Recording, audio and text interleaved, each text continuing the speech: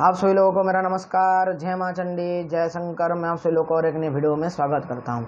आज के वीडियो में मैं आप सभी लोगों को बताऊंगा मेरे दादाजी के ऊपर किस तरह से हुआ था मारण प्रयोग, और दुर्गा सप्तशती के माध्यम से किस तरह से मेरे दादाजी बच गए थे उस मारण प्रयोग से। इसके ऊपर आज का वीडियो बेस्ट है। तो चलिए शुरू करते हैं आज की वीडियो को, और मैं आप सभी को बताऊँ कि किस तरह से वो चीज़ हुआ था। तो जान लेते हैं। नवंबर का महीना था 1992 साल। बहुत कड़कड़ाहट ठंड थी। दादाजी अपने कक्षा पे बैठ के, यानी कि अपने कक्ष में बैठ के माता रानी के मंत्रों का जाप कर रहे थे। ठीक उनके पीठ पीछे उनके सारे दोस्तों ने तय किया कि इसके पास बहुत सारी संपत्ति है और हम इसको मार के उसकी संपत्ति हड़प कर लेंगे। इसीलिए उन्होंने किया महातांत्रिक मारण क्रिया। इस हिसाब से वो लोग चले गए। हमारे इधर शहर के थोड़े आगे जाने के बाद एक शमशान है। शमशान के निकट माता महाशमशान कालिका की मंदिर है। वो मंदिर में बहुत कम लोग जाते हैं। कहा जाता है उसके पास जो कुआं है, वो कुआं के पास बहुत सारे ऐसे अतृप्त आत्माएं, पिशाच और प्रेत घूमते हैं जो आदमी को देख के ही उसको मार देते हैं, उसके अंदर प्रवेश करके उसको बहुत तंग करते हैं। तो उस रास्ते से अभी भी कोई नहीं गुजरता, इतना भयानक है। रात 6 होने के बाद, यानी कि शाम के 6 बजे के बाद उस रास्ता से कोई आता जाता नहीं है। ये लोग रात के 12 बजे मेरे दादाजी के मित्र जो उनको मारने की कोशिश कर रहे थे मेरे दादाजी को, उधर गए।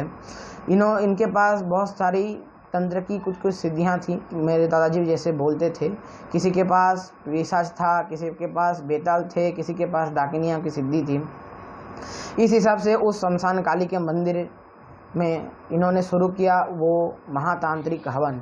महातांत्रिक हवन में इनका किया हुआ त्रिकोण कुंड में था, और मांस और मदिरा से ये लोग आहुति देने लगे भूत और पिशाचों को।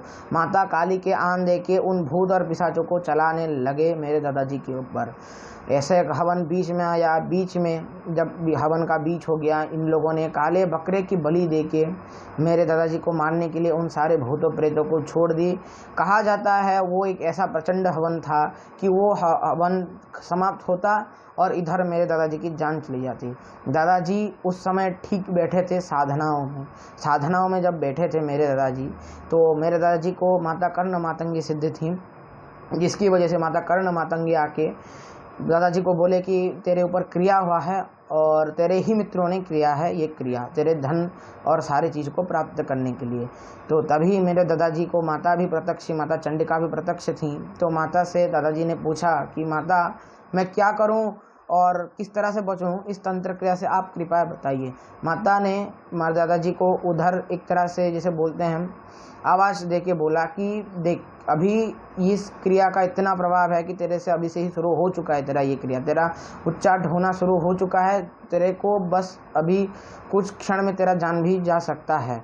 इससे अच्छा तो क्या कर, मैं तेरे को गुप्त विधान दे रही हूँ। इस गुप्त विधान के माध्यम से तू अभी से ही इस सेटिंग में ही, यानी कि जो बैठे है उस बैठे ही तू दुर्गा सप्तशती का पाठ शुरू कर इस गुप्त विधान के माध्यम से। तो जैसे ही 13 अध्याय कंप्लीट होंगी, उस 13 अध्याय के अंदर उनका हवन ध्वंस हो जाएगा, उन तेरे सारे मित्रों की मृत्यु हो जाएगी और पूरा तंत्र क्रिया उलट जाएगा। तो मेरे दादाजी ने पाठ शुरू किया। पाठ के बीच में दादाजी बोलते हैं उनको, जैसे इंसान मरने के बाद उसको जला देते हैं, जलाने के समय जैसे उस सब से दुर्गंध आती है, उस तरह के दुर्गंध आना शुरू हो गया था। इतना दुर्गंध था कि वो मतलब सांस लेने में उनको तकलीफ होने लगी। धीरे धीरे जब कवच कंप्लीट हो गया, कवच कंप्लीट होने के बाद थोड़े उनके जान में जान आई, और धीरे धीरे जब पाठ आरंभ हुआ, पहला चरित्र आरंभ हुआ, पहला अध्याय आरंभ हुआ, दादाजी बोलते हैं उस पहले अध्याय के आरंभ होते ही मेरे बॉडी में हीट जनरेट होने लगा, यानी कि मेरे अंदर इतनी गर्मी उस्माहत हो गई कि मेरे शरीर पूरा जलने लगा। तब माता का मंत्र आ गया। जब दुर्गा सप्तशती के पहले अध्याय में एक मंत्र है, ओम खड्गिनी शूलिनी घोरा गदिनी चक्रणी तथा संघिनी चापिनी बाणा भुषंडी परिघायुधा। इस सारे ऐसे मंत्र थे। दादाजी को उस सारे मंत्रों एक एक माता ने बता दी थी। इस मंत्र में कुछ कुछ बलि देना है। वो बलि द्रव्य मैं आपको नहीं बता रहा हूँ। वो हवन भी कर रहे थे उस समय, एक साथ बैठ के ही पाठ भी हो रहा था, हवन भी कर रहे थे दादाजी। तो इन्होंने बलि देके उस हवन में अर्पित कर दी जैसे, तो इनका बॉडी पूरा ठंडा पड़ गया और नॉर्मल से ये फिर से पाठ शुरू दूसरे अध्याय मतलब पाठ खत्म, पहला अध्याय का पाठ खत्म हुआ, इनका बॉडी ठंडा पड़ गया और दूसरा अध्याय शुरू हुआ।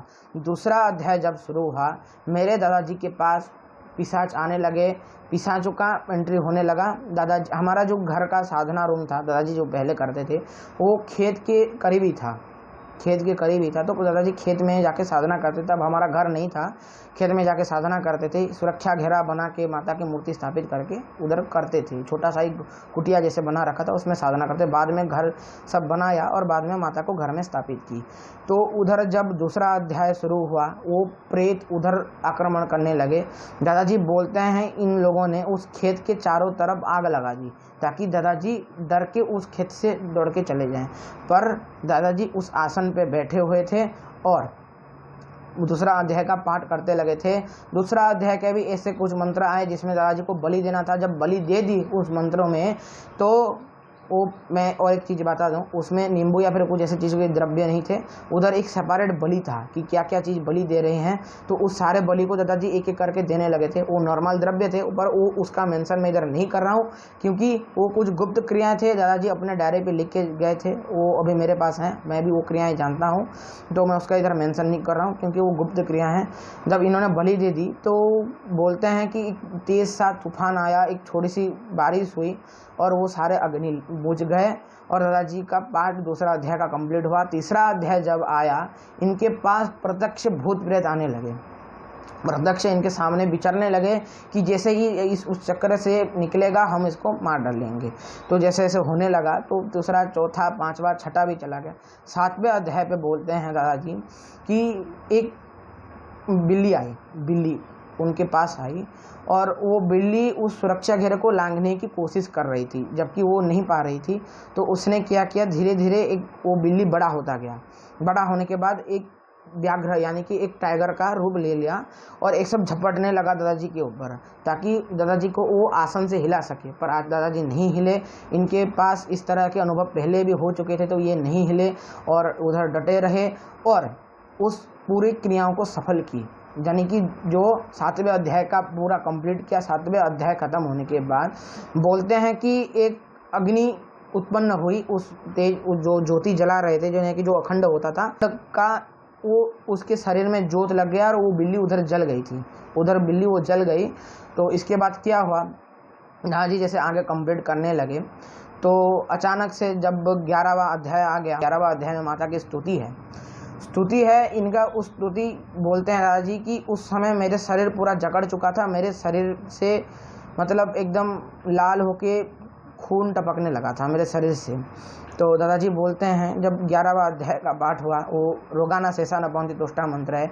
माता ने बोला था कि इस मंत्र में मेरे चारों तरफ तू गुड़ का पानी का छिड़काव करेगा। तो जैसे ही दादाजी ने अपने हाथ में ऐसे गुड़ का पानी लेके उस चारों तरफ छिड़काव किया उस मंत्र पढ़ के, बोलते हैं उनका शरीर पूरा शीतल पड़ गया और घावों से, वैसे घाव जो बन गए थे अपने आप ही वो घावों से खून आना बंद हो गया था। और जैसे ही 13वां अध्याय का पाठ हुआ, वो जितने भी सारी शक्तियाँ थी, आप दादाजी को जो महसूस हो रही थी कि मेरे साथ शक्तियाँ हैं, अभी नेगेटिव एनर्जी हैं जो मेरे को मारने के लिए आए हैं, वो सारे हट गए थे उधर से और वो तंत्र क्रिया उलट गया था। जब वो तंत्र उलट गया था, बोलते हैं उसी समय माता के मंदिर में वो लोग सो गए थे वो हवन कंप्लीट करके। तो जो माता के मंदिर में सो गए थे, माता के मंदिर के ऊपर एक बड़ा सा घंटा था।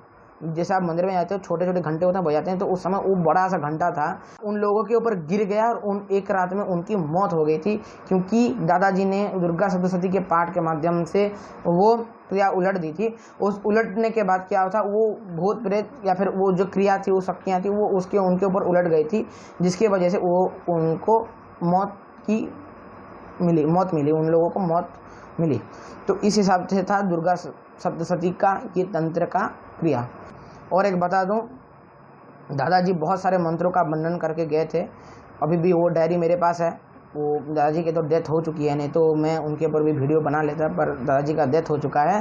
तो मेनली क्या हुआ, वो सारे डायरी मेरे पास हैं, जितने भी डायरी वो लिखे थे मंत्रों का, वो डायरी मेरे पास हैं। और उसमें से भी मैं आपको बहुत सारे साधना दिया हूँ, यूट्यूब में है। उसमें से मैं और एक साधना बता दूँ। चौथे अध्याय का 24वां श्लोक, ओम सुलेनो पाहिनो देवी पाही खड़गेन चंबिके घंटा स्वर्ण पाही चाप्य जानी सुने न च। ये मंत्र से आप समझ लीजिए, अगर यह मंत्र आपको सिद्ध हो गया, सिद्ध कितने में होता है? 25 लाख में ये मंत्र सिद्ध होता है। इसका हवन भवन कुछ देना नहीं पड़ता है। अगर कोई इस मंत्र का 25 लाख जप कर ले तो बोलते हैं कि वो किसी भी क्षण उस तंत्र क्रिया को उलट दे सकता है। ये उनके डायरी में लिखा है। ये दादाजी के द्वारा प्रयोग भी किया गया था। बाद में बोलते हैं इस जब क्रिया हो गया था तो माता से दादाजी ने गुजारिश की थी कोई ऐसा विद्या हमको दीजिए या फिर कोई ऐसा मंत्र दीजिए जिससे कि हमको बिल्कुल ही तंत्र का असर ना हो या फिर हमको तंत्र का बार झेलना ही ना पड़े। तो माता ने इस मंत्र का अनुष्ठान दादाजी को बताया था। पूर्ण अनुष्ठान मैं नहीं बता रहा हूँ, संख्या बता दे रहा हूँ 25 लाख, पर मैं रिकमेंडेड करूँगा। 25 लाख करना तो सबके लिए संभव नहीं है। तो आप डेली इस मंत्र का बस 3 या फिर 1 माला कर लीजिए और माता को कर्पूर का आरती कीजिए और माता का जो सिंदूर होता है, माता जैसे आप माता को सिंदूर चढ़ाते हैं माता की मूर्ति या फिर फोटो पे, उस सिंदूर को इस मंत्र से मंत्र करके खुद के सिर पर धारण कीजिए। इससे क्या होता है, आपके ऊपर पहली चीज़ बाधाएं भी नहीं आएंगी। तो इस हिसाब से आप भी कर सकते हैं। मैंने आपको बता दी, इस मंत्र में कोई हवन नहीं होता, बस रोज़ 3 माला जाप कीजिए या फिर 1 माला जाप कीजिए और माता का सिंदूर अपने माथे पर धारण कीजिए, बहुत लाभ होगा। तो आज के लिए ये वीडियो कुछ इतना ही था। सभी को अच्छा लगा लाइक कर दें, शेयर कर दें, सब्सक्राइब कर दें और जो लोग नए हैं सब्सक्राइब करें, घंटी वाला बेल आइकन ऑल पे सेट कर दें ताकि मैं जो भी वीडियो अपलोड करूं वो वीडियो आप सभी लोगों तक पहले मिल जाए। तो आज के लिए इतना ही। सभी को मेरा नमस्कार। जय मां चंडी, जय शंकर।